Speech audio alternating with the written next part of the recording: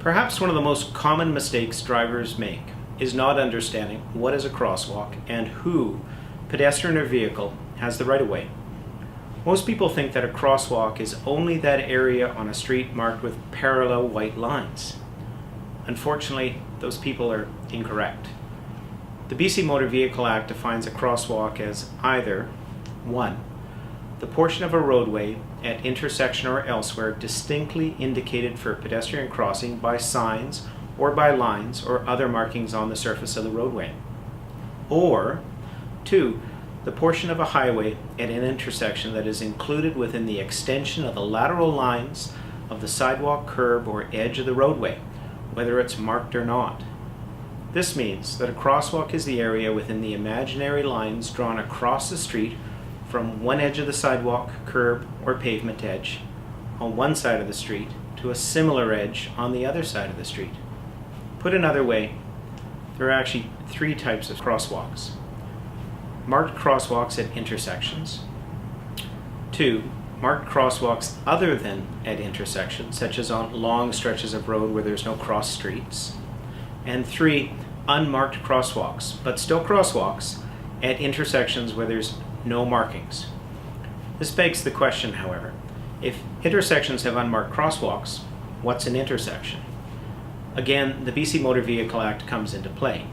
It defines an intersection, words get a little fancy, as the area within the prolongation of curbs or boundary lines of 2 roadways that join one another at approximately right angles, or if the roadways do not join each other at close to right angles, the area within which vehicles traveling on the different roadways may come into conflict.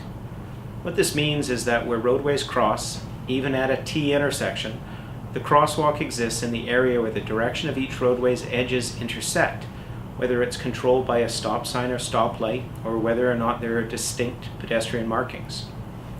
This definition of crosswalk is important when it comes to who has the right-of-way. The BC Motor Vehicle Act states the following about the right-of-way between a vehicle and a pedestrian at a crosswalk. The driver of a vehicle must yield the right-of-way to a pedestrian where traffic control signals are not in place or not in operation, where the pedestrian is crossing the highway in a marked or unmarked crosswalk, and the pedestrian is on the half of the highway on which the vehicle is traveling, or is approaching so closely from the other half of the highway that he or she is in danger. That said, the Motor Vehicle Act requires that a pedestrian not leave a curb or other place of safety and walk or run into the path of a vehicle that is so close that it's impractical for the driver to yield the right-of-way.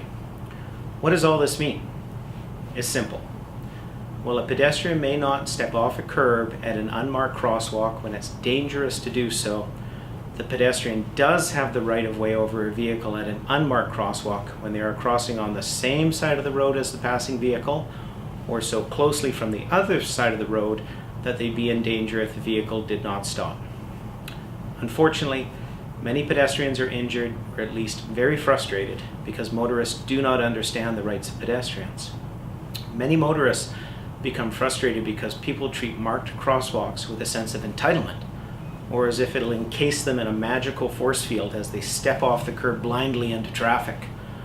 On the other hand, many motorists become frustrated with pedestrians who step off the curb at unmarked crosswalks when those pedestrians actually have the right-of-way. Regardless of what the law says, however, at the end of the day, if we're all courteous and careful, we'll all be better off. If you appreciate this advice and have questions about this topic or another legal matter, please feel free to contact us for a free consultation. Thank you very much.